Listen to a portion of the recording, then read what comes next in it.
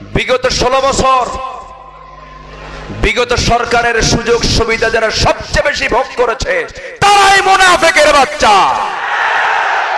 আকলমান ইশারা বাসাত, সচেতন ব্যক্তির জন্য ইঙ্গিতটা যথেষ্ট। বুঝে নেন কারা সুযোগ সুবিধা সবচেয়ে বেশি গ্রহণ করেছে। মাথায় টুপি দিলেই, মাথায় টুপি পড়লে আর মুখে দাঁড়িয়ে রাখলে আল্লাহ ওয়ালা হওয়া যায় না। আল্লাহ ওয়ালা হতে হলে সিনার মধ্যে আল্লাহর ভয় থাকতে হয়।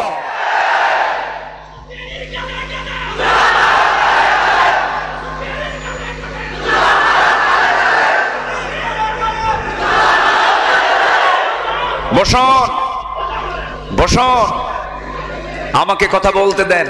আমাকে কথা বলতে দিবেন না? তা আপনি এত কথা বললে আমি কথা বলবো কখন? একটু থামেন। কথা তো কেবল শুরু, কেবল শুরু করেছে। 16 বছর কথা বলতে দেয়নি ওরা। আমার কি একটু জবাবও দেব না? জবাব দেওয়ার অধিকার আছে না নাই? একটা দেশের স্বাধীনতা নিশ্চিত করতে হলে সকল কিছুর আগে জাতিকে দিতে হবে কথা বলার স্বাধীনতা। এই স্বাধীনতাটুকু তারা রাখতে দেয়নি, রক্ষা করতে দেয়নি, কথা বলতে দেয়নি। মাহফিলে উঠলেই কিছু নেতা চেয়ারে বসে যেত, পোস্টার দখল, চেয়ার দখল।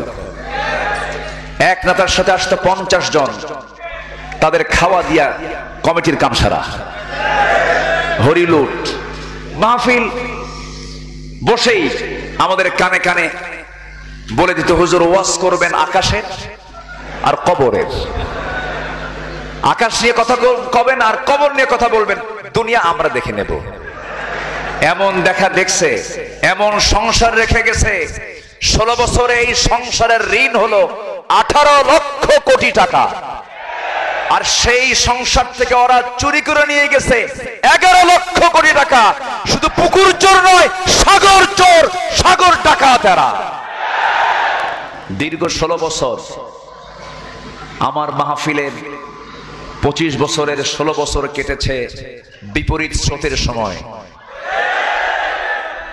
25 বছর ওয়াজের ময়দানে আমি ভাঙ্গাচোরা কিছু কাজ করে যাচ্ছি, 25 বছর হয়ে যাচ্ছে।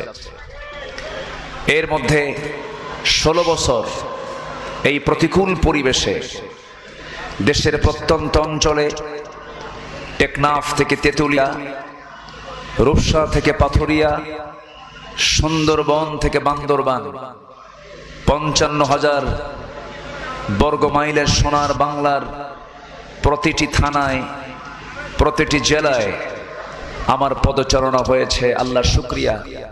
কিন্তু এমন কোন মাহফিল নেই যে মাহফিলগুলো নিয়ে ষড়যন্ত্র করা হয়নি। কোরআনের মাহফিল নাম শুনলেই তাদের গায়ে চুলকানি শুরু হয়ে যেত। অন্তত মাহফিল করতে নিয়ে আর কারো অনুমতি লাগবে না। বলি আলহামদুলিল্লাহ, জোরে বলি আলহামদুলিল্লাহ। সম্মানিত উপস্থিতি, সম্মানিত দ্বীনি ভাইরা, আজ 2024 সাল। 2009 সালে আমার ফার্স্ট হজের সফর হয়েছিল। এদেশের 18 কোটি মানুষের হৃদয়ের স্পন্দন আল্লামা শহীদ দেলাওয়ার হোসাইন সাইদ রাহিমাহুল্লাহ জীবনের শেষ হজ হয়েছিল 2009 সাল। আমার প্রথম আর ওনার শেষ। উনি আর জীবনে হজের সফর করার সুযোগ পাননি। সেই সফরে আল্লামা সাইদ রাহিমাহুল্লাহকে বলা হলো, দেশের তো সিচুয়েশন ভালো না, ট্রাইব্যুনাল গঠন হয়েছে, মামলা হচ্ছে, সাজানো হচ্ছে, তো আপনি, আমার মনে হয় দেশে না গিয়ে আপনি দেশেই থেকে যান, অথবা নতুন কোন দেশে আপনি আশ্রয়, রাজনৈতিক আশ্রয় আপনি নিতে পারেন। উনি মুচকি হাসি মেরে শুধু একটা জবাব দিলেন, আমার দেশ, আমার মাটি, আমার কর্মী, তারা মানবেতর জীবন যাপন করবে, হামলা মামলার শিকার হবে, জেল জুলুম কারাবরণ শিকার করবে। আর আমি সাইদি বাইরে থেকে এই দৃশ্য দেখব নিরাপদে থেকে, এটা হতে পারে না। উনি জেনে শুনেই ফিরে এসেছেন। 13-14 বছর তাকে কারাবরণ করতে হয়েছে। এখান থেকে একটা বিষয় সুস্পষ্ট, আলেমরা পালায়। আসতে বলবেন, আলেমরা পালায়। পালায় কে? হাসিনা। ঠিক আছে না? হাসিনা পালায়। যারা তাকে লিডার বানিয়েছিলেন, আমি তাদের উদ্দেশ্যে বলতে চাই, এমন লিডার বানালেন আপনারে থুইয়া উনি এখন নিরাপদে। ইসলামী নেতৃত্ব এটা বলে না। ইসলামী নেতৃত্বের ইতিহাস আপনি পর্যালোচনা করুন। উহুদের ময়দানে নেতৃত্ব যিনি দিয়েছেন তিনি কি পিছে ছিলেন না সবার আগে ছিলেন? মুহাম্মদুর রাসূলুল্লাহ। তিনি কি সবচেয়ে কম মার খেয়েছেন না বেশি মার খেয়েছেন? অতএব বাস্তব এই ইতিহাস থেকে শিক্ষা নিন। সেই নেতৃত্বে অংশগ্রহণ করার দরকার নেই যে দলের নেতা নিজে পালায়া যায়। সম্মানিত দ্বীনি ভাইরা, কথা আছে, আস্তে আস্তে করে বলবো। আমরা সেই নেতৃত্বের দিকেই ফিরে যেতে চাই। আমাদের নেতৃত্ব একটাই, আমরা এক নেতাকেই মানি, এক লিডারশিপে বিশ্বাসী, তিনি হচ্ছেন মুহাম্মদুর রাসূলুল্লাহ।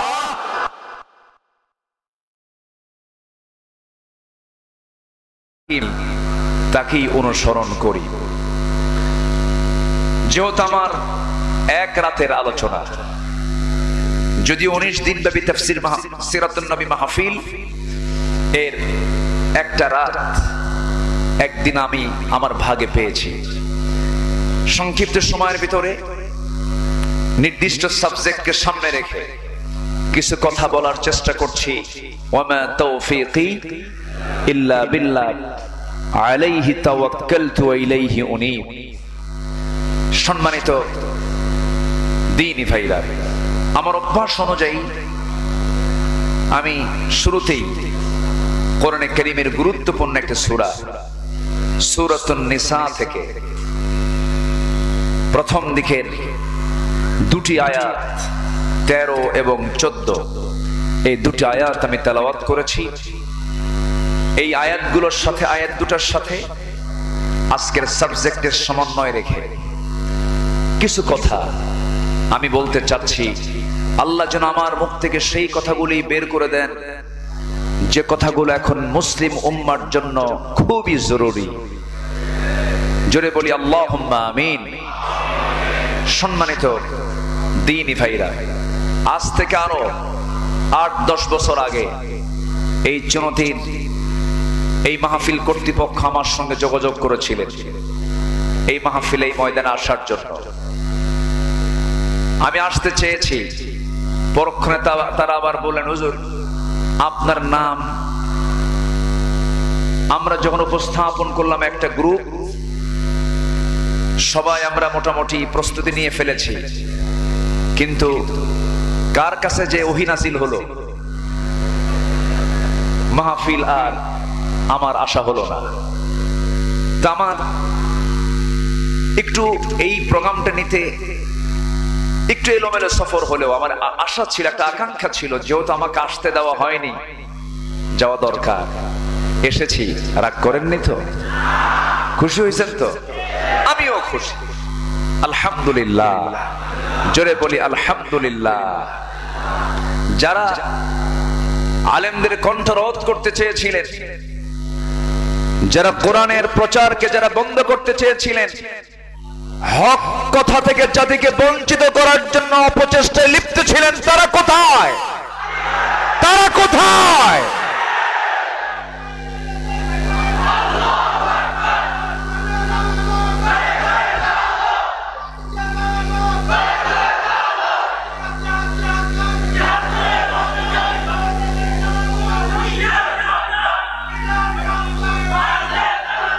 সম্মানিত ভাইয়েরা, সম্মানিত বন্ধুগণ, ওয়ামাকারু ওয়ামাকারাল্লাহ আল্লাহু খায়রুল মাকিরিন। উত্তম কুশলী তিনি কে? আসতে বলবেন না, তিনি কে? মুখ থেকে কথা বের হলো, রাজাকের নাতিপুতিরা চাকরি পাবে।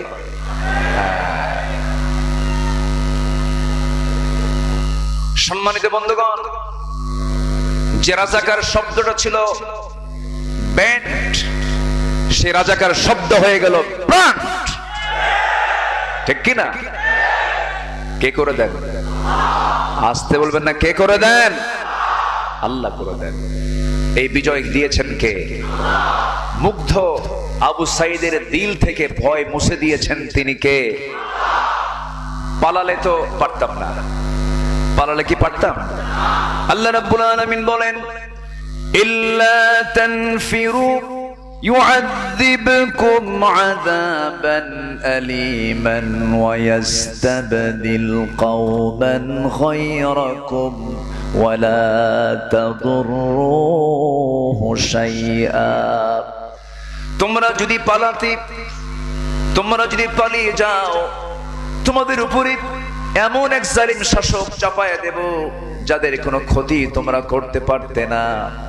আমার বন্ধুগণ, আবু সাইদ তার বাড়িতে গত 3 দিন আগে আমি গিয়েছিলাম, তার বাবার সঙ্গে কথা বললাম। এই যে আবু সাইদেরা মুগ্ধরা যে জীবনটা দিয়েছে বিলিয়ে, অস্ত্রের মুখে বুকটা গায়ে দিয়েছে, সিনা থেকে দিল থেকে ভয়টা মুছে দিয়েছেন তিনি আমার কে? বিজয় দিয়েছেন কে? আল্লাহ তাআলা। আমার বন্ধুগণ, এই অর্জনকে টিকে রাখতে হবে, এই অর্জনকে স্থায়ী করতে হবে। সেই স্থায়ী করার জন্য আমার দেশে যে নেতৃত্বের সংকট চলছে, এই নেতৃত্বের যে সংকট আমরা উপলব্ধি করছি, আজকে আমরা কোন নেতৃত্ব মানব না। সিরাতের মাসে, নবীজির জন্মের মাসে, মৃত্যুর মাসে আমরা সিদ্ধান্ত নেব এই পৃথিবীতে আমরা কোন নেতা মানব না। আমাদের নেতা একজন, তিনি হচ্ছেন মুহাম্মদুর রাসূলুল্লাহ, মুহাম্মদুর রাসূলুল্লাহ। আল্লাহ রাব্বুল আলামিন সেই নবীজির শানে বহু জায়গায় তার আনুগত্যের ব্যাপারে বহু জায়গায় আল্লাহ রাব্বুল আলামিন বলে দিয়েছেন। যেমন একটা জায়গায় বলছেন, আতিউল্লাহ ওয়া আতিউর রাসূল ওয়া উলিল আমরি মিনকুম। তোমরা আনুগত্য করবে আল্লাহর, আনুগত্য করবে রাসূলের, এবং তোমাদের মাঝে যারা তোমাদের মুরব্বী, তোমাদের মধ্যে যারা তোমাদের আমির, জামিরের আদর্শের সাথে নবীর আদর্শের মিল পড়ে যায়, জামিরের লক্ষ্য উদ্দেশ্যের সাথে নবীর লক্ষ্য উদ্দেশ্যের মিল থেকে যায়, ইসলামী নেতৃত্ব যারা দেবেন, আল্লাহকে মানবে, রাসূলকে মানবে, আর সেই ইসলামী দলের নেতাকে মানবে। হুকুমটা কার? আসতে বলবেন না, কার? আল্লাহ তাআলার। যদি মানতে পারো, সূরা নিসার 13 নম্বর আয়াত, যেটা আমি তেলাওয়াত দিয়ে শুরু করেছি, মহান রব্বুল আলামিন সাবধান করে বলছেন, তিলকা হুদুদুল্লাহ ومن يطع الله ورسوله يدخله جنات تجري من تحتها الأنهار خالدين فيها وذلك الفوز العظيم। জোরে বলুন আল্লাহু আকবার। যে সমস্ত বান্দা আমি আল্লাহ এবং তার রাসূলের যারা আনুগত্য করবে, তাদের কেমন জান্নাতে প্রবেশ করা হবে, যার তলদেশ দিয়ে নহর প্রবাহিত, মধুর নহর, দুধের নহর, শরাবের নহর, পানির নহর রেখেছেন আমার আপনার জন্য। তিনি কে? আসতে বলবেন না, তিনি কে? এবং সেটা কি আমার আপনার জন্য স্থায়ী জায়গা না স্থায়ী জায়গা? টেম্পোরারি না পার্মানেন্ট? Permanent place. এমন একটা জান্নাত আল্লাহ রেখে দিয়েছেন। শর্ত হলো আনুগত্য করতে হবে আল্লাহর, আনুগত্য করতে হবে রাসূলের। আল্লাহ তাআলা এরপরে বলছেন, ওয়াযালিকাল ফাওজুল আযীম। এটাই হলো তোমার জন্য মহা সফলতা, মহা কৃতকার্যতা। তোমার জন্য মহা সাফল্য একমাত্র এটাই। এই জন্য আনুগত্য করতে হবে। এক নাম্বার কার? আস্তে বলে, এক নাম্বার কার? আল্লাহ আনুগত্য করব আমরা। নাম্বার 2 হলো রাসূলের আমরা আনুগত্য করব। আল্লাহকে সোজা পাওয়া যাবে না, আল্লাহকে ডাইরেক্ট পাওয়া যাবে না। আল্লাহকে পেতে হলে আল্লাহ রাব্বুল আলামিন রাসূলকে বলছেন, রাসূল আপনি সবাইকে জানিয়ে দেন, যারা পারেন ঠোঁট মিলিয়ে মিলে আমার সঙ্গে আয়াতটা পড়েন, সওয়াব পেয়ে যাবেন। খুব কমন আয়াত, সবার মুখের আয়াত। আমার সঙ্গে ঠোঁট মিলিয়ে মিলিয়ে বলুন, কুল ইন কুনতুম তুহিব্বুনাল্লাহা ফাত্তাবিউনি ইউহিব্বুকুমুল্লাহ ওয়া ইয়াগফির লাকুম যুনুবাকুম ওয়াল্লাহু গফুরুর রহিম। কি মুহাম্মদ से वफातों ने तो हम तेरे है, ये जहां चीज है क्या लौह कलम तेरे है। मुहम्मद के যদি ভালোবাসো, ভালোবাসা পাবে আমার।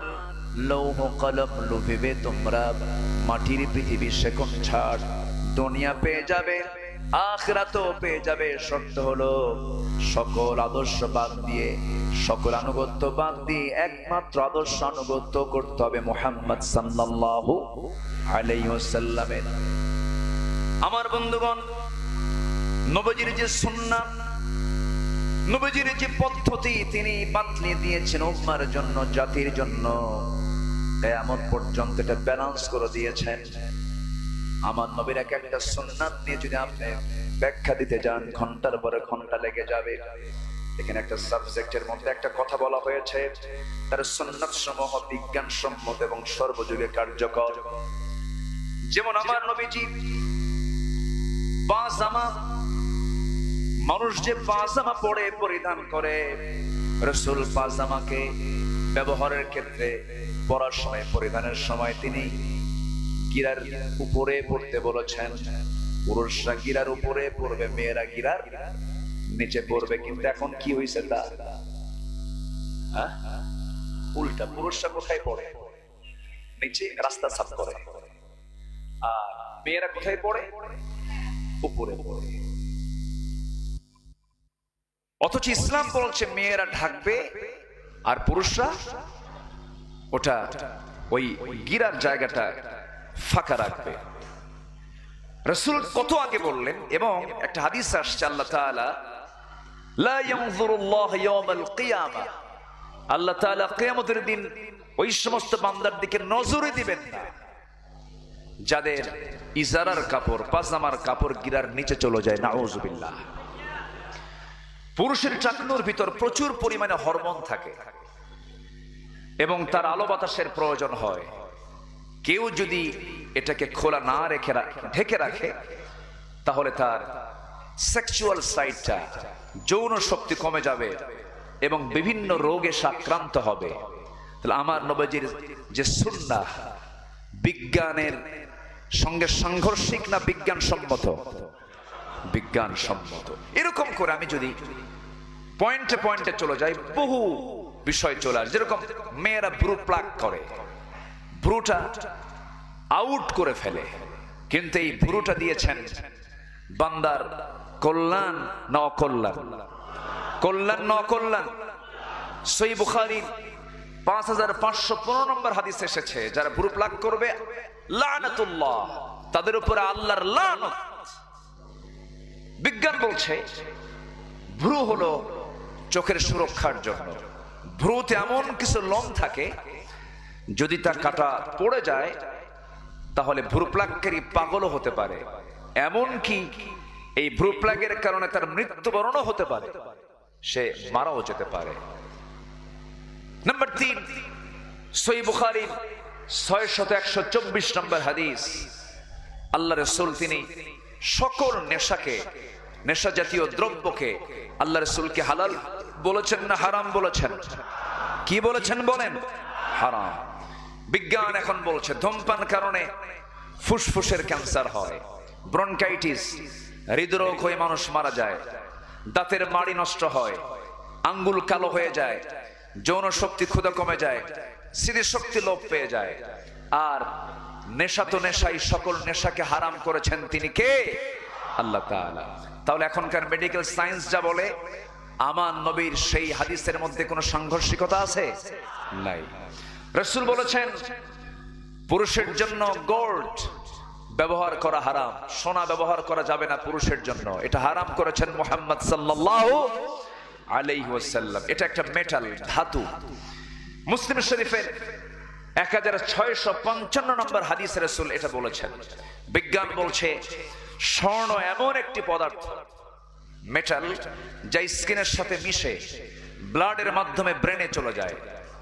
আর তার পরিমাণ যদি 2.3 হয় তাহলে মানুষ আগের সব স্মৃতি হারিয়ে ফেলবে। তাহলে আমার নবীর সুন্নাহর সাথে বর্তমান মেডিকেল সায়েন্সের এবং জেনারেল সায়েন্সের কোন সাংঘর্ষিক দিক কি আছে? না। আমার রাসূল বলেছেন ঘুমানোর সময় তোমরা আলো নিভিয়ে এবং ডান কাত হয়ে ঘুমাবে। সহিহ বুখারীর 3280 নম্বর হাদিস আল্লাহ রাসূল তা বলে দিয়েছেন। বিজ্ঞান বলছে ডান কাত হয়ে ঘুমালে হার্ট ভালো করে পাম্প করে, আর লাইট না নিভিয়ে ঘুমালে ব্রেনের অ্যানাটমি রস শরীরে প্রবেশ করতে পারে। মানে ঘুমালে ব্রেনের যে অ্যানাটমি রসটা শরীরে প্রবেশ করতে পারে না, যার ফলে ক্যান্সার হওয়ার সম্ভাবনাটাই অনেক থেকে যায়। রাসূল যে বলেছেন লাইটটা নিভিয়ে ঘুমাও, মেডিকেল সায়েন্সের সাথে আমার নবীর হাদিসের বর্ণনার কোনো সাংঘর্ষিকতা আছে? নাই। আমার রাসূল বলেছেন তোমরা কাসতুশ শারিব ওয়া আফুল লিহয়া। মুসলিম শরীফের হাদিস 493 এবং 494। রাসূল বলেছেন তোমরা গোফটাকে ছোট করো। গোফটা কি? ছোট করো। ওয়া আফুল লিহয়া, দাড়িকে ছেড়ে দাও। বিজ্ঞান বলছে দাড়ি না রাখলে স্কিন ক্যান্সার হয়, ফুসফুসের ইনফেকশন হতে পারে, 40-এর আগে তার যৌবন হারিয়েও যেতে পারে।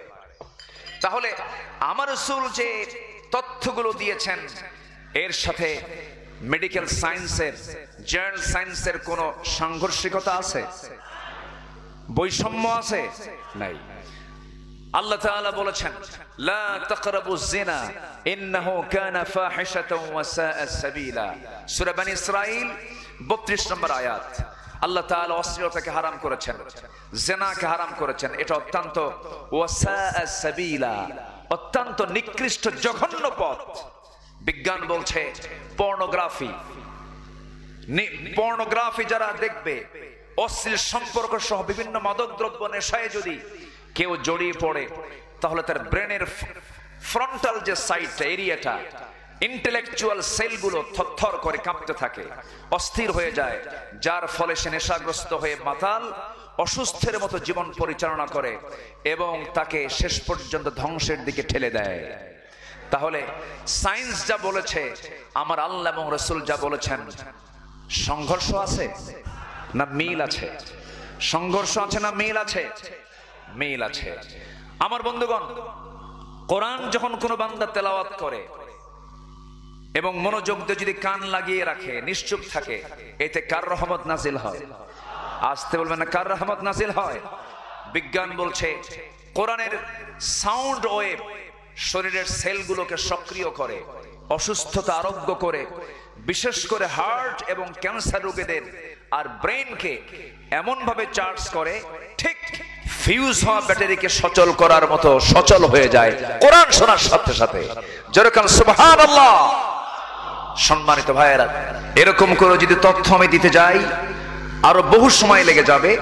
সময়ের সংক্ষিপ্ততার কারণে আমি সামনের দিকে ধীরে ধীরে এগিয়ে যেতে চাচ্ছি। নবীর আনুগত্যের দরকার আছে না নাই? নবীর সুন্নাহর অনুসরণ ছাড়া মানবতার কল্যাণ আশা করা যেতে পারে? আশা করা যেতে পারে না। নবীর সুন্নাহ অনুসরণ হবে এক জায়গায় না সব জায়গায়? আসতে বলবেন না, এক জায়গায় না সব জায়গায়?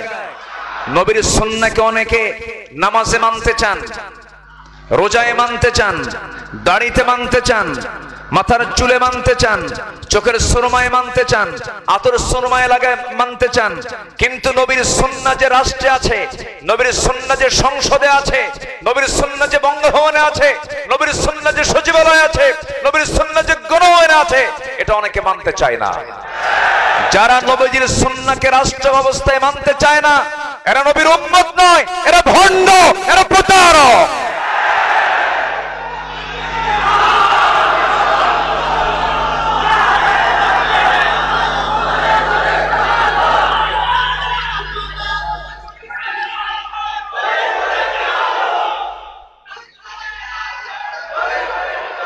ঘরে ঘরে এখন তো জ্বালা, ঠিক আছে ঘরে জ্বালাবো, শুধু ঘরে না বাইরে জ্বালানোর দরকার আছে না নাই? তাহলে আল কোরআনের আলো ঘরে বাইরে জ্বাল, ঘরেও জ্বালাতে হবে। তাহলে এখন বলুন আল কোরআনের আলো শুধু ঘরে ঘরে না, ঘরে বাইরে সব জায়গায়। সম্মানিত ভাইয়েরা, ঢাকা ইউনিভার্সিটিতে কোরআন তেলাওয়াতের বিরুদ্ধে শিক্ষকরা কথা বলেছিল। আমি ঢাবির ছাত্র ছিলাম, আমি ঢাবিতে পড়াশোনা করেছি। আমার বুকটা সেদিন আনন্দে কেঁপে উঠেছিল। আমি খুবই এতটাই খুশি হয়েছিলাম। গত কয়েকদিন আগে সেখানে সিরাত মাহফিল অনুষ্ঠিত হয়েছে এবং সেখানে উদ্বোধন হয়েছে কোরআন তেলাওয়াত দিয়ে, সালেহ আহমদ তাকরিমের তেলাওয়াতের মধ্য দিয়ে, আহমদ বিন ইউসুফের তেলাওয়াতের মধ্য দিয়ে। আর বেশি দিন দূরে নয়, প্রতিটি অঙ্গনে কোরআনের আওয়াজ বাজতে থাকবে। সময় এসে গেছে মুসলমান, কোরআন সব জায়গায় চালু হয়ে যাক। সবাই কি চান? চান কারা কারা? হাত উঁচু করে দেখাল মুসলমান।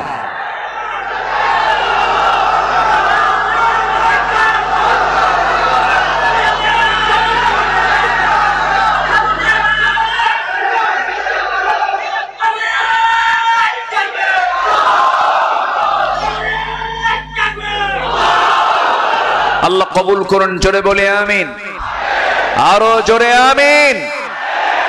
আমি লোহাগাড়ায় আসতে পারিনি বহু বছর, সাতকানিয়াতে আসতে পারিনি, সাতক্ষীরায় যেতে পারিনি, পাবনায় 10 বছর আমাকে ঢুকতে দেওয়া হয়নি, কুমিল্লায় 10 বছর যেতে পারিনি, নিজের জেলায় মাহফিল করতে পারিনি। যারা এই আওয়াজ যারা বন্ধ করে রেখেছিলে, দৃষ্টান্তমূলক শাস্তি সময়ের দাবি। যারা কোরআন অচল করতে চাই তারাই অচল হয়ে যাবে।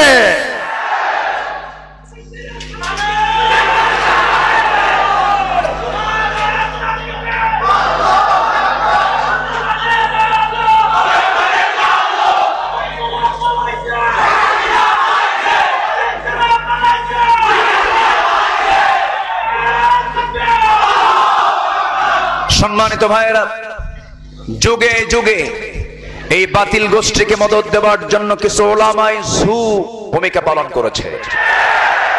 যুগে যুগে মুনাফিক ছিল, এখনো আছে না নয়? তারা ওত পেতে আছে। সাবধান, কিছু কিছু অসুখ আছে যে অসুখগুলো দেখা যায় না, ডাক্তার ধরতে পারে না। এমন রোগ ধরা কঠিন, মুনাফিকদের চেনা খুব কঠিন। কিন্তু চেনার দরকার আছে না নাই? যে লোকটা সে বুখারীর ওস্তাদ হতে পারে, সে আরবি কিতাব বহু লিখতে পারে, হতে পারে আল্লামা খেতাব পেতে পারে, কিন্তু যে লোকটা গণজাগরণের মঞ্চে গিয়ে বুক উঁচু করে বলেছিল আমি আমার জীবনের শ্রেষ্ঠ আমল আজকে করতে এসেছি, এরা কোনদিন আল্লামা খেতাব পেতে পারে না। মুনাফিক, মুনাফিক, মুনাফিক, ঠিক কিনা?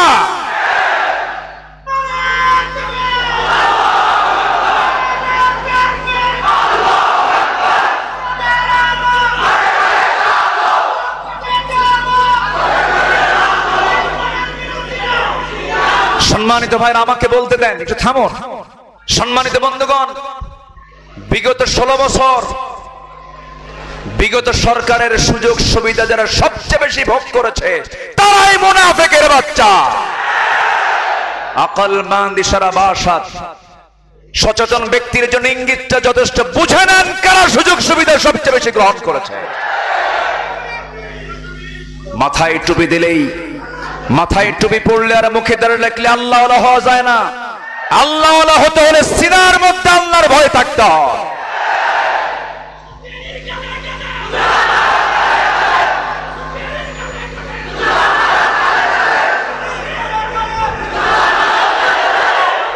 বসুন বসুন, আমাকে কথা বলতে দেন। আমাকে কথা বলতে দিবেন না? তা আপনি এত কথা বললে আমি কথা বলবো কখন? একটু থামেন। কথা তো কেবল শুরু, কেবল শুরু করেছে। 16 বছর কথা বলতে দেয়নি ওরা। আমার কি একটু জবাবও দেব না? জবাব দেওয়ার অধিকার আছে না নাই? একটা দেশের স্বাধীনতা নিশ্চিত করতে হলে সকল কিছুর আগে জাতিকে দিতে হবে কথা বলার স্বাধীনতা। এই স্বাধীনতাটুকু তারা রাখতে দেয়নি, রক্ষা করতে দেয়নি, কথা বলতে দেয়নি। মাহফিলে উঠলেই কিছু নেতা চেয়ারে বসে যেত, পোস্টার দখল, চেয়ার দখল। এক নেতার সাথে আসতো 50 জন, তাদের খাওয়া দিয়া কমিটির কাম সারা, হরিলুট। মাহফিল বসেই আমাদের কানে কানে বলে দিত, হুজুর ওয়াজ করবেন আকাশের আর কবরের। আকাশ নিয়ে কথা কবেন আর কবর নিয়ে কথা বলবেন, দুনিয়া আমরা দেখে নেব। এমন দেখা দেখছে, এমন সংসার রেখে গেছে। 16 বছরে এই সংসারের ঋণ হলো 18 লক্ষ কোটি টাকা। আর সেই সংসার থেকে ওরা চুরি করে নিয়ে গেছে 11 লক্ষ কোটি টাকা। শুধু পুকুর চোর নয়, সাগর চোর, সাগর ডাকাত এরা।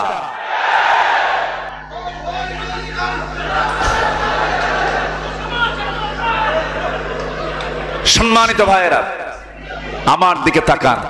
তাহলে কোন আদর্শ আমরা মানবো না, আমরা আদর্শ মানবো একজন, তিনি হচ্ছেন মুহাম্মাদুর রাসূলুল্লাহ। মুহাম্মাদুর রাসূলুল্লাহ। আমার নবীজির জীবন থেকে মুমিনদের অনুকরণীয় 15টি আদর্শ আমি আজকে উপস্থাপন করতে চাই। কয়টি বলেন তো? 15টি। একটাও কি বলেছি? বলুন, আমি কি এ পর্যন্ত একটাও কি বলেছি? তাহলে ওয়াজ কি শেষ না ওয়াজ শুরু? হ্যাঁ, মাথায় রাখেন। সময় দিচ্ছেন তো আমাকে আপনারা সবাই? জোরে বলি ইনশাআল্লাহ। সম্মানিত বন্ধুগণ, আমার নবীজির জীবন থেকে যারা ঈমানদার তাদের অনুকরণীয় 15টা আদর্শ আমি বলতে চাচ্ছি। একটা একটা করে বলবো, যে সময় লাগবে। সময় দিচ্ছেন তো? আপনার থানার নাম কি? লোহা গাড়া। লোহা গাড়তে হয়, ভালো তো। আপনার থানার নামে কোরআন কারীমের একটা আয়াত, একটা সূরাই আছে, আল হাদিদ, সূরাতুল হাদিদ। লোহা আছে না? আছে না? নাই আছে। তাহলে আপনার থানার নামে একটা আয়াত আছে, সেই আপনার থানার নামে, উপজেলার নামে একটা সূরা আছে, সেই সূরার নাম কি? সূরাতুল হাদিদ। হাদিদ মানে হলো লোহা, আর আপনার এলাকার নাম হলো সেই লোহা। আলহামদুলিল্লাহ বলেন। ফিহি বা'সুন শাদীদু ওয়া মানাফিউ লিন-নাস। যে লোহাতে রয়েছে প্রচন্ড শক্তি এবং মানুষের জন্য কল্যাণ। সেই লোহার সঠিক ব্যবহার লোহাগারাবাসীর করার দরকার আছে না নাই? এটাও বুঝে দিয়ে গেলাম, কাজে লাগায় দিবেন। জোরে বলি ইনশাআল্লাহ। আমার বন্ধুগণ, আসুন, 1 নাম্বার আদর্শ কি? অনুসরণীয়, অনুকরণীয়। 1 নাম্বার হচ্ছে আল্লাহর পথে দাওয়াত দিতে হবে বোকার মতো না প্রজ্ঞার সাথে? বোকামির সাথে না প্রজ্ঞার সাথে? অনুত্তম পন্থায় না উত্তম পন্থায়? উত্তম পন্থায়। আমার নবীজির দাওয়াত ছিল উত্তম পন্থায় এবং প্রজ্ঞার সাথে। আল্লাহ রাব্বুল আলামিন রাসূলকে ইঙ্গিত দিচ্ছেন, একবচন শব্দ প্রয়োগ করে বলছেন, উদউ ইলা সাবিলি রাব্বিকা বিল হিকমাতি ওয়াল মাউইযাতিল হাসানাহ ওয়াজাদিলহুম বিল্লাতী হিয়া আহসান فإذا إن ربك هو أعلم بمن ضل عن سبيله وهو أعلم بالمهتدين জোরে বলুন আল্লাহু আকবার। হে নবী, আপনি মানুষকে দাওয়াত দিন প্রজ্ঞার সাথে এবং উত্তম উপদেশের মাধ্যমে আপনি আহ্বান করুন। আপনি তর্ক বিতর্কে যাবেন না সেই সমস্ত জায়গায় নিজেকে জড়াবেন না, তবে তর্ক যদি করতে যান সর্বোত্তম পন্থা আপনি অবলম্বন করবেন। সূরা নাহলের 125 নম্বর আয়াত আল্লাহ রাব্বুল আলামিন দাওয়াতের পদ্ধতি কেমন হতে পারে তা শিখিয়ে দিয়েছেন। এমন পদ্ধতি আমাদের জন্য দিয়েছেন কে? আসতে বলবেন না, দিয়েছেন কে? প্রত্যেকটা মুসলমানের দায়ী হওয়ার দরকার আছে না নাই? সবাই আমরা দায়ী হব, জোরে বলি ইনশাআল্লাহ। মানুষকে দাওয়াত দেব, নিজের ঘরকে দাওয়াত দেব। আমার নবীজি জীবনের প্রথম যে দাওয়াতটা দিয়েছেন তিনি ঘরে দিয়েছেন না বাইরে দিয়েছেন? আসতে বলবেন না, বাইরে দিয়েছেন না ঘরে দিয়েছেন? ঘরে দিয়েছেন। এবং এই পৃথিবীর সর্বপ্রথম ইসলাম গ্রহণ করেছে একজন পুরুষ না মহিলা? পুরুষ না মহিলা? তার নাম কি? আল্লাহু আকবার। চট্টগ্রাম তো, আপনারা বক্তার চাইতে আপনারাই বেশি জানেন। বলি আলহামদুলিল্লাহ। এই এলাকায় ইসলামের চর্চা বেশি, দ্বীনের চর্চা বেশি। এই জন্যই তো লোহাগাড়া সাতকানিয়াতে আল্লাহ তাআলা বরকত বাড়ায় দিয়েছেন। বলেন আলহামদুলিল্লাহ। লোহাগাড়া সাতকানিয়া নাই কোথায় পৃথিবীর? এমন কোন জায়গা নাই যে জায়গায় লোহাগাড়া সাতকানিয়ার মানুষ খুঁজে পাওয়া যায় না। মক্কায় ঢুকলে তো কোনো কথাই নাই, জমজম গোটা দখল লোহাগাড়াবাসীর হাতে। মদিনায় গেলে দাল্লা তাইয়্যিবা সব দখল, লোহাগাড়া সাতকানিয়া দুবাই দখল। এমন কোন জায়গা নাই যেখানে লোহাগাড়া সাতকানিয়া নাই। আল্লাহ তুমি এই এলাকার ব্যবসায়ীদের ব্যবসায়ে বারাকা দিয়ে দাও, জোরে বলি আল্লাহুম্মা আমিন। দুই একটা দুষ্ট আছে, কিছু দুষ্ট আছে না নাই? আছে, হ্যাঁ। অনেক দুষ্টামি করেছে 16 বছর, ঠিক কিনা? এলেম আছে, এলেমও আছে, শয়তানও আছে। এলেমের দিক থেকে শয়তান কি কি নিচে ছিল না উপরেই ছিল? উপরেই ছিল। কিন্তু এলেম আছে যার, যদি সে গাফেল হয় অহংকারও আছে তার। এই আকাশ এবং জমিনে সর্বপ্রথম যে অপরাধ সংগঠিত হয়েছে সেটার নাম হচ্ছে অহংকার। আবা ওয়াস্তাকবারা ওয়া কানা মিনাল কাফিরিন। শয়তান অস্বীকার করলো এবং অহংকার প্রদর্শন করলো, শেষ হয়ে গেল। এরকম অহংকারী আলেমও আমার দেশে আছে না নাই? আছে। বলে কি জানেন? ও কি জানে, ও কি জানে মানে ওর অহংকার ঢুকছে, ঠিক কিনা? কোরআনের জ্ঞানে জ্ঞানবান ব্যক্তি কখনো তার মুখ থেকে এমন বচন, এমন জাতীয় মন্তব্য কখনো করতে পারে না। প্রত্যেকটা মানুষকে সম্মান দিয়েছেন কে? ওয়ালাকাদ কাররামনা বানি আদম। আমি আদম সন্তানকে আল্লাহ বলছেন আমি নিজে সম্মান দিয়েছি। অতএব যে কোনো মানুষের সঙ্গে কথা বলো অসম্মান রেখে না সম্মান রেখে, সম্মান রেখে। তাহলে আমার নবীজির দাওয়াত ছিল প্রজ্ঞার সাথে, উত্তম পন্থায়। নাম্বার 2, যেগুলো আমাদের জন্য অনুকরণীয়, অনুসরণীয়। নাম্বার 2 হলো সাহসিকতা। আমার নবীজির সাহস ছিল হলো সবচাইতে বেশি। তিনি সাহসিকতার এক পিরামিড ছিলেন। এত সাহসিকতা আল্লাহ তাআলা তার মধ্যে দিয়েছিলেন যে তিনি শত্রুকে পাত্তাই দেন নাই। আল্লাহু আকবার বলেন। শত্রুকে তিনি সুযোগই দেননি। এত সাহসী আল্লাহ তাআলা তাকে বানিয়েছিলেন। ইমানদারের জীবনে শুধু ভয় থাকবে একজনের জায়গায়, তিনি কে? আসতে বলেন, তিনি কে? আল্লাহ তাআলা। আল্লাহ রাব্বুল আলামিন নবীর শানে এক বচন শব্দ প্রয়োগ করে বলছেন ফাসদা বিমা তু'মার ওয়া আ'রিদ আনিল মুশরিকিন। আপনি প্রকাশ্যে শুনিয়ে দিন যা আপনাকে আদেশ করা হয়েছে। মুশরিকদেরকে আপনি পরোয়া করবেন না, মুশরিকদেরকে পরোয়াই করবেন না, পাত্তাই দিবেন না আপনি। আমি আল্লাহ তো আপনার সাথে আছি, জোরে বলেন সুবহানাল্লাহ। এবং তিনি দোয়া করেছেন, দেখেন সাহস ছাড়া এই দোয়া আসে না। যারা পারেন ঠোঁট মিলিয়ে বলুন রব্বানা আফরিগ আলাইনা সাবরাও ওয়া সাব্বিত আকদামানা ওয়ানসুরনা আলাল কওমিল কাফিরিন। নাম্বার 3 হলো আমাদের জন্য যে সমস্ত আদর্শ অনুসরণীয়, অনুকরণীয়। নাম্বার 3 হলো ধৈর্য ধারণ করা। ধৈর্য ছাড়া পৃথিবীর কোনো কিছু জয় করা যাবে নাকি বলেন? ধৈর্যের দরকার আছে না নাই? নামাজ আগে না ধৈর্য আগে? ধৈর্য। ইস্তাঈনু বিস-সাবরি ওয়াস-সালাহ। ধৈর্য ছাড়া নামাজও হবে না। অনেক মুসল্লি আছে মসজিদে ঢুকে নামাজে দাঁড়িয়ে যায়, ইমাম সাহেব যদি একটু লম্বা সূরা পড়ে মুসল্লির কাম সারা। মুসল্লি মনে মনে কয় কি আয়েশা হুজুরের পিছনে নামাজ পড়া শুরু করলাম, এত লম্বা কেরাত ধরলো, নামাজ কখন শেষ হয়ে যাবে বিরক্ত হয়ে যায়, লোকমাও দিতে পারে না, মাঝে মাঝে গলা ঝাড়ি দেয়। গলা কি দেয়? ঝাড়ি দেয়, কাশি মারে, হুজুর তাড়াতাড়ি শেষ করেন। এরকম মুসল্লিও আছে না নাই? আসতে বলবেন না, আছে না নাই? যাদের নামাজ পড়তে নিয়ে মনে হয় নামাজ কখন শেষ হবে, যাদের নামাজ পড়তে নিয়ে মনে হয় ইমাম সাহেবের সূরা কেরাত তো লম্বা হচ্ছে কেন, যাদের কাছে মসজিদ নামাজের সময় মসজিদ অবস্থান যাদের কাছে বিরক্তিকর মনে হয়, ভাবতে হবে তার ঈমানের ভিতরে ভেজাল ঢুকেছে, ঠিক কি না? এজন্য ঈমানদারের যতগুলো গুণগত দিক আছে এর মধ্যে অন্যতম গুণগত দিক হলো ধৈর্য ধারণ করা। ধৈর্য আছে যার, বিজয় আছে তার। সংসার করতে গেলেও ধৈর্য আগে না সংসার আগে? ধৈর্য আগে না সংসার আগে? ধৈর্য আগে।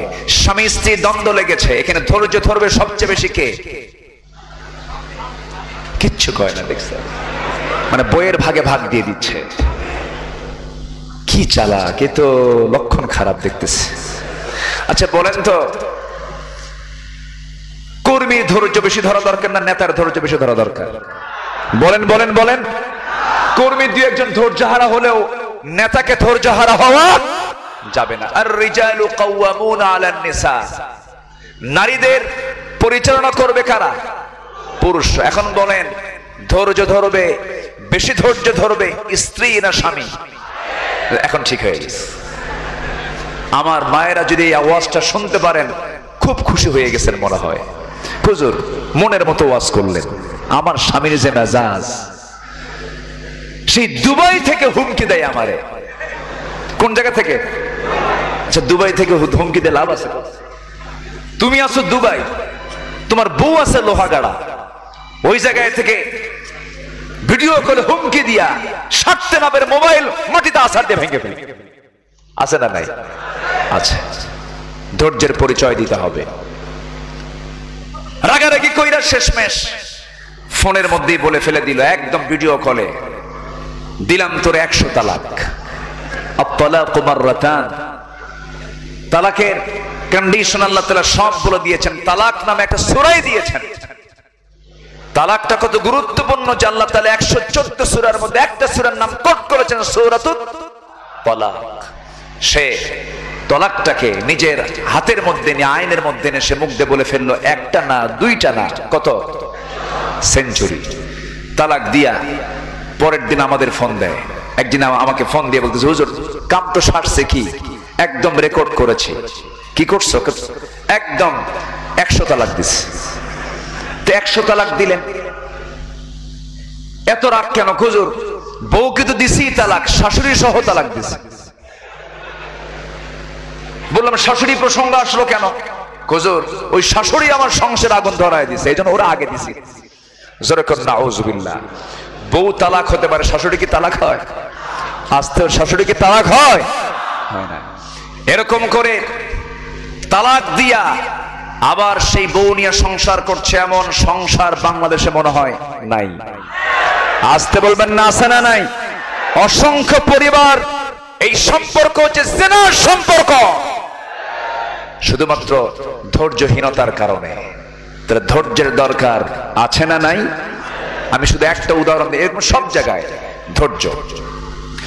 আল্লাহ রাব্বুল আলামিন নবীকে শুধু লক্ষ্য করে বলছেন, এক বচন প্রয়োগ করে বলছেন, ফাসবির কামা সাবারা উলুল আজমি মিনার রুসুলি ওয়ালা তাস্তাজিল লাহুম।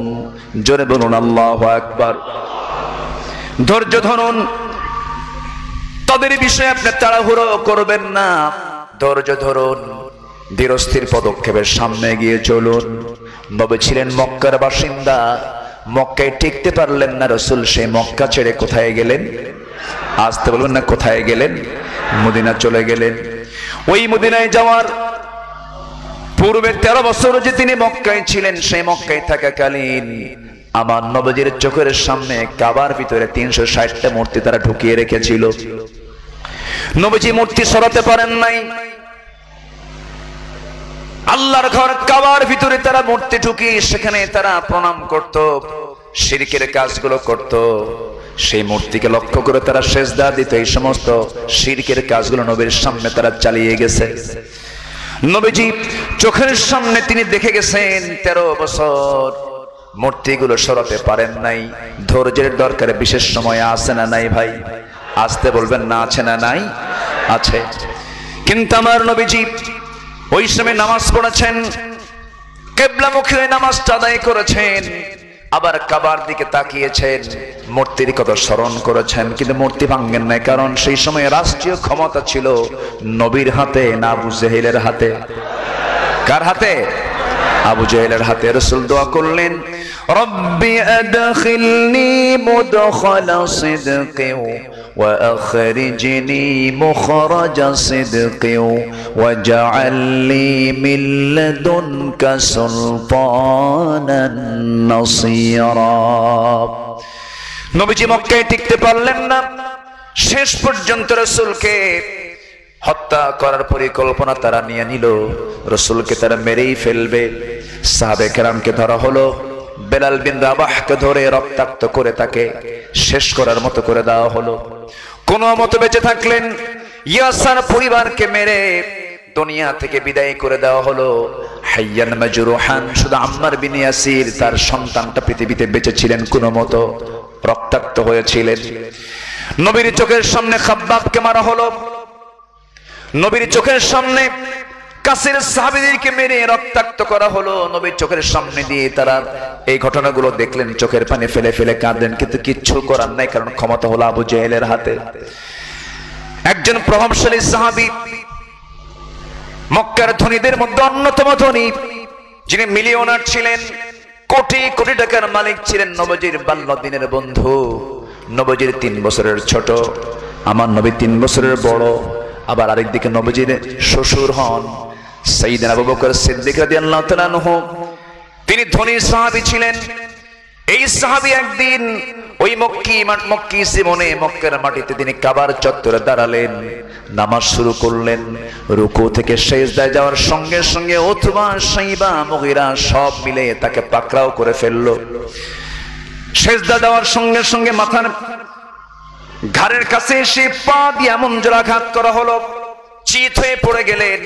নাকের উপরে খড়ম জুতা দিয়া, কাঠের জুতা দিয়া চাপা দেওয়া হলো, নাকটা বোঁচা হয়ে গেল।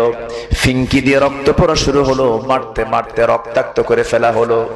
কিছুক্ষণের মধ্যেই পৃথিবীর সবচেয়ে দামি মানুষ, নবীর পরে যার দাম, আবু বকর সিদ্দিক রাদিয়াল্লাহু তাআলা আনহু সেন্সলেস হয়ে থাকলেন। কোনো আওয়াজ নাই, কোনো শব্দ নাই। কাফের মুশরিকরা মনে করেছে বুঝি আবু বকর মারাই গেছে, মৃত মনে করে তাকে রেখে সেই জায়গা থেকে চলে গেছে। কিছুক্ষণ পর ওই সাহাবীর চেতনা ফিরে আসলো। সেন্সলেস থেকে তিনি মুক্ত হয়ে গেলেন, সুস্থ, একটু জ্ঞানটা ফিরে আসলো তার মধ্যে। জ্ঞান ফিরে আসার সঙ্গে সঙ্গে নাকের দিকে তাকায় দেখেন রক্তক্ষরণ হচ্ছে, কিন্তু তার সেই দিকে খেয়ালই নাই। তার মনে হচ্ছে, হারে আমাকে যেমন করে তার অতর্কিত হামলা করলো, না জানি তার রাসূলকে কেমন করে অতর্কিত হামলা চালায়। নিজের বাড়ির দিকে রওনা না দিয়া সোজা নবীর দরজার কাছে গিয়ে দরজায় নক করছেন। ভোরবেলা ফজর নামাজ তিনি পড়েছেন, দরজায় গিয়ে নক করেছেন। দরজায় নক করার সঙ্গে সঙ্গে রাসূল দরজা খুলেই দেখেন বন্ধ আবু বকরের নাক থেকে রক্ত গড়ে গড়ে পড়ে। রাসূল কেঁদে কেঁদে বলছেন, আবু বকর এমন অবস্থা তোমার কে করে দিল, কেমন করে হলো? বলছেন, হুজুর আমাকে তার হত্যা করতে চেয়েছিল, চোরাগুপ্ত হামলা শুরু হয়ে গেছে। মক্কার পরিবেশ ভালো না, ওরা আপনাকে মেরেও ফেলতে পারে, আজকে যে কোনো মুহূর্তে আপনার বাড়িতেও হামলা হতে পারে। চলুন দয়া করে, এই মুহূর্তে বাড়ি থাকা যাবে না, অন্তত দিনের বেলা আমরা বাইরে গিয়ে কোথাও আশ্রয় নেই, চলুন আমরা বাইরে চলে যাই। দিন কায়েমের সংগ্রাম করতে গিয়ে আমার নবীজিকেও ঘর ছাড়তে হয়েছে, বাড়ি ছাড়তে হয়েছে। যাদের জীবনে এই 16 বছর ঘর ছাড়া লাগলো না, বাড়ি ছাড়া লাগলো না, কেমন সুবিধাবাদী আমরা কি বুঝি না? ঠিক কিনা?